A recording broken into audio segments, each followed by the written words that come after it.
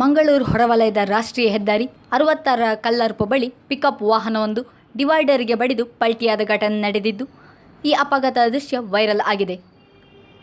ವಾಣಿಜ್ಯ ಮಳಿಗೆಯೊಂದರ ಅವೈಜ್ಞಾನಿಕ ಪಾರ್ಕಿಂಗ್ನಿಂದ ಅಪಘಾತ ಸಂಭವಿಸಿದೆ ಎಂದು ಹೇಳಲಾಗಿದೆ. ತೊಕ್ಕೊಟ್ಟು ಕಡೆಯಿಂದ ಮಂಗಳೂರು ಕಡೆಗೆ ತೆರಳುತ್ತಿದ್ದ ಮಿನಿ ಟೆಂಪೋಗೆ ಲಾರಿ ಅಡ್ಡ ಬಂದ ಪರಿಣಾಮ ಘಟನೆ ಸಂಭವಿಸಿದೆ ಎನ್ನಲಾಗಿದೆ.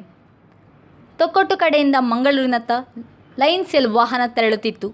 ಈ ವೇಳೆ ಹೆದ್ದಾರಿಯಲ್ಲಿದ್ದ ತಡೆಯನ್ನು ತಪ್ಪಿಸುವಾಗ ರಿಟ್ಸ್ ಕಾರ್ ಬಲಭಾಗಕ್ಕೆ ಚಲಿಸಿದ್ದು, ಕೂಡಲೇ ಲಾರಿ ಚಾಲಕನು ಕೂಡ ಬಲಭಾಗಕ್ಕೆ ಒಮ್ಮೆಲೆ ತಿರುಗಿಸಿದ್ದು, ಈ ವೇಳೆ ವೇಗವಾಗಿ ಬರುತ್ತಿದ್ದ ಲೈನ್ ಸೇಲ್ ವಾಹನಕ್ಕೆ ಡಿಕ್ಕಿ ಹೊಡೆದು ರಸ್ತೆ ಡಿವೈಡರ್ ಮೇಲೇರಿ ಮಗುಚಿ ಬಿದ್ದಿದೆ. ಈ ಘಟನೆಯಲ್ಲಿ ಗಾಯಾಳುಗಳ ಬಗ್ಗೆ ವರದಿಯಾಗಿಲ್ಲ.